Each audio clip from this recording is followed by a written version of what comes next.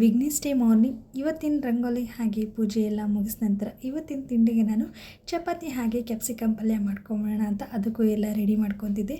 ನಾನಿಲ್ಲಿ ಒಂದು 3 ಕಪ್ ಆಗುವಷ್ಟು ಹಿಟ್ಟನ್ನ ತಗೊಂಡು ಅದಕ್ಕೆ ಸ್ವಲ್ಪ ಉಪ್ಪನ್ನ ಬೆರೆಸಿ ಚೆನ್ನಾಗಿ ಮಿಕ್ಸಿ ನಾದಿ ಎತ್ತಿಟ್ಕೊತಾ ಇದ್ದೀನಿ. ಇದನ್ನು ಒಂದು ಹಾಫ್ ಆನ್ ಅವರ್ ನಾನು ನೆನೆಯಕ್ಕೆ ಬಿಡ್ತೀನಿ. ಇದಕ್ಕೆ ಕಾಂಬಿನೇಷನ್ ಆಗಿ ಬರೀ ಕ್ಯಾಪ್ಸಿಕಮ್ನ ಯೂಸ್ ಮಾಡಿಕೊಂಡು ಪಲ್ಯ ಮಾಡ್ಕೊತಿದ್ದೀನಿ. ನಾರ್ಮಲ್ ಸ್ಪೈಸಸ್ನ ಆ್ಯಡ್ ಮಾಡಿಕೊಂಡು ಪಲ್ಯ ಮಾಡ್ಕೊತಿದ್ದೀನಿ ಅಷ್ಟೇ. ನಾನಿಲ್ಲಿ ಒಂದು 6 ಕ್ಯಾಪ್ಸಿಕಮ್ನ ತೊಗೊಂಡು ಸಣ್ಣದಾಗಿ ಹೆಚ್ಕೊಂಡು ರೆಡಿ ಮಾಡ್ಕೊಂಡಿದ್ದೀನಿ. ಅದರ ಜೊತೆಗೆ ಟೊಮೆಟೊ ಹಾಗೆ ಈರುಳ್ಳಿ ಕರಿಬೇವಿನ ಸೊಪ್ಪನ್ನೆಲ್ಲ ಬಿಡಿಸಿ ಕಟ್ ಮಾಡಿ ರೆಡಿ ಮಾಡ್ಕೊತಿದ್ದೀನಿ. ಒಂದು ಪ್ಯಾನಿಗೆ ಸ್ವಲ್ಪ ಎಣ್ಣೆ, ಸಾಸಿವೆ, ಕರಿಬೇವಿನ ಸೊಪ್ಪು ಹಾಗೆ ಕಟ್ ಮಾಡಿರುವಂಥ ಆನಿಯನ್, ಟೊಮೆಟೊ, ಉಪ್ಪು ಸ್ವಲ್ಪ ಬೆರೆಸಿ ಸ್ವಲ್ಪ ಮ್ಯಾಶ್ ಆಗೋವರೆಗೂ ಫ್ರೈ ಮಾಡ್ಕೊತಿದ್ದೀನಿ. ನಂತರ ನಾನಿಲ್ಲಿ ಕಟ್ ಮಾಡ್ಕೊಂಡಿರುವಂಥ ಕ್ಯಾಪ್ಸಿಕಮ್ ಕೂಡ ಆ್ಯಡ್ ಮಾಡಿಕೊಂಡು ಲೋ ಫ್ಲೇಮಲ್ಲಿ ಇಟ್ಕೊಂಡೆ ಲಿಡ್ನ ಕ್ಲೋಸ್ ಮಾಡಿಕೊಂಡು ಬೇಯಿಸ್ಕೊಳ್ಳಿ.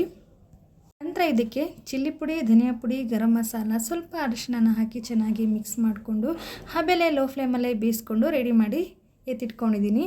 ಸೊ ಇವಾಗ ಚಪಾತಿ ಹಿಟ್ಟು ಕೂಡ ಚೆನ್ನಾಗಿ ನೆಂದಿದೆ. ಇದನ್ನು ಲಟ್ಟಿಸ್ಕೊಂಡು ಹಾಗೆ ಸುಟ್ಕೊಂಬಿಡೋಣ.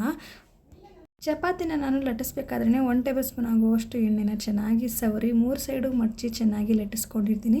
ಆ ಥರ ಮಾಡೋದ್ರಿಂದ ತುಂಬ ಚೆನ್ನಾಗಿ ಸಾಫ್ಟಾಗಿ ಚಪಾತಿ ಕೂಡ ತುಂಬ ಚೆನ್ನಾಗಿರುತ್ತೆ. ಈಗ ಚಪಾತಿ ಹಾಗೆ ಕ್ಯಾಪ್ಸಿಕಮ್ ಪಲ್ಯ ಕೂಡ ರೆಡಿಯಾಗಿದೆ. ಸೊ ಬನ್ನಿ, ನನ್ನ ಮಗಳಿಗೂ ಟೈಮ್ ಆಗಿದೆ, ತಿನ್ನಿಸಿ ಟೇಸ್ಟ್ ಹೇಗಿದೆ ಅಂತ ಕೇಳೋಣ.